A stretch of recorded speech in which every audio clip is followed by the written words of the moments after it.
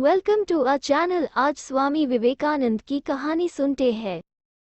स्वामी विवेकानंद 12 जनवरी 1863 4 जुलाई 1902 जन्म नरेंद्रनाथ दत्ता एक भारतीय हिंदू भिक्षु, दार्शनिक, लेखक, धार्मिक शिक्षक और भारतीय रहस्यवादी रामकृष्ण के प्रमुख शिष्य थे।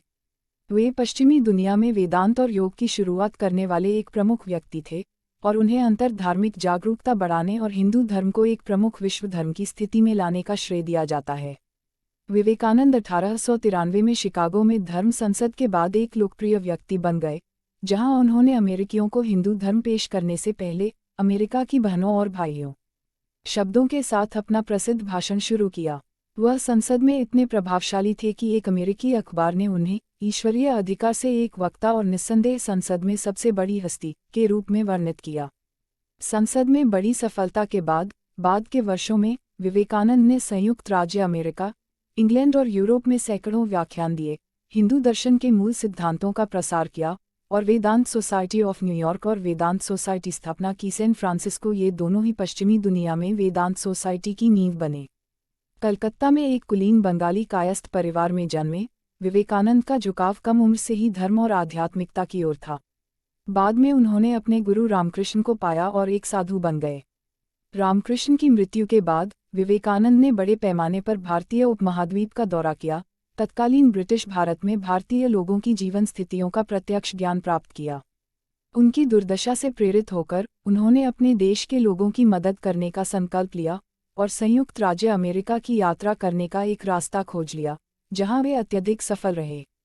भारत में विवेकानंद ने रामकृष्ण मठ की स्थापना की, जो मठवासियों और गृहस्थ भक्तों के लिए आध्यात्मिक प्रशिक्षण प्रदान करता है, और रामकृष्ण मिशन, दान, सामाजिक कार्य और शिक्षा प्रदान करने के लिए विवेकानंद समकालीन हिंदू सुधार आंदोलनों में भी एक प्रमुख शक्ति थे और उन्होंने औपनिवेशिक भारत में राष्ट्रवाद की अवधारणा में योगदान दिया।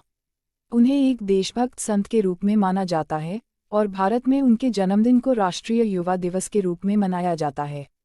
हिंदू विचार के विभिन्न प्रकारों को संश्लेषित और लोकप्रिय बनाने के दौरान, विशेष रूप से शास्त्रीय योग और अद्वैत वेदांत, विवेकानंद पश्चिमी विचारों जैसे सार्वभौमिकता से प्रभावित थे, यूनिटेरियन मिशनरियों के माध्यम से जिन्होंने ब्रह्म समाज के साथ सहयोग किया था। उनके प्रारंभिक विश्वासों को ब्रह्मो अवधारणाओं द्वारा आकार दिया गया था, जिसमें एक निराकार ईश्वर में विश्वास और मूर्ति पूजा का विरोध शामिल था, और एक सुव्यवस्थित, तर्कसंगत, उपनिषदों और वेदांत के एक चयनात्मक और आधुनिकतावादी पढ़ने से एकेश्वरवादी धर्मशास्त्र दृढ़ता से रंगा हुआ है। उन्होंने इस विचार का प्रचार किया कि ईश्वरीय, पूर्ण, सामाजिक स्थिति की परवाह किए बिना सभी मनुष्यों के भीतर मौजूद है, और यह कि परमात्मा को दूसरों के सार के रूप में देखने से प्रेम और सामाजिक सद्भाव को बढ़ावा मिलेगा। केशव चंद्र सेन के नवा विधान, फ्रीमेसोनरी लॉज, साधारण ब्रह्म समाज और सेन के बैंड ऑफ होप के साथ अपने जुड़ाव के माध्यम से विवेकानंद बन गए पश्चिमी गूढ़वाद से परिचित। वे रामकृष्ण से भी प्रभावित थे, जिन्होंने धीरे धीरे नरेंद्र को एक वेदांत आधारित विश्व दृष्टि में लाया, जो भगवान की वास्तविक अभिव्यक्तियों के रूप में मनुष्यों की सेवा करने के आध्यात्मिक अभ्यास, शिवज्ञानी जीव सेवा के लिए औपचारिक आधार प्रदान करता है। विवेकानंद ने प्रचार किया कि आदि शंकराचार्य के अद्वैत वेदांत दर्शन में हिंदू धर्म का सार सबसे अच्छा व्यक्त किया गया था। फिर भी रामकृष्ण का अनुसरण करते हुए और अद्वैत वेदांत के विपरीत विवेकानंद का मानना कि निरपेक्ष दोनों आसन और पारलौकिक हैं।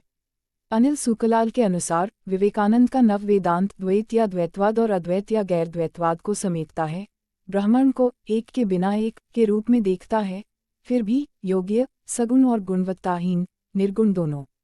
विवेकानंद ने नैतिकता को मन के नियंत्रण से जोड़ा, सत्य, पवित्रता और निस्वार्थता को उन लक्षणों के रूप में देखा जो इसे मजबूत करते हैं। उन्होंने अपने अनुयायियों को पवित्र, निस्वार्थ और श्रद्धा रखने की सलाह दी। विवेकानंद ने ब्रह्मचर्य का समर्थन किया, इसे अपनी शारीरिक और मानसिक सहनशक्ति और वाक्पटुता का स्रोत मानते हुए। विवेकानंद के विचार में राष्ट्रवाद एक प्रमुख विषय था। उनका मानना कि किसी देश का भविष्य उसके लोगों पर निर्भर करता है और उसकी शिक्षाएं मानव विकास पर केंद्रित होती हैं।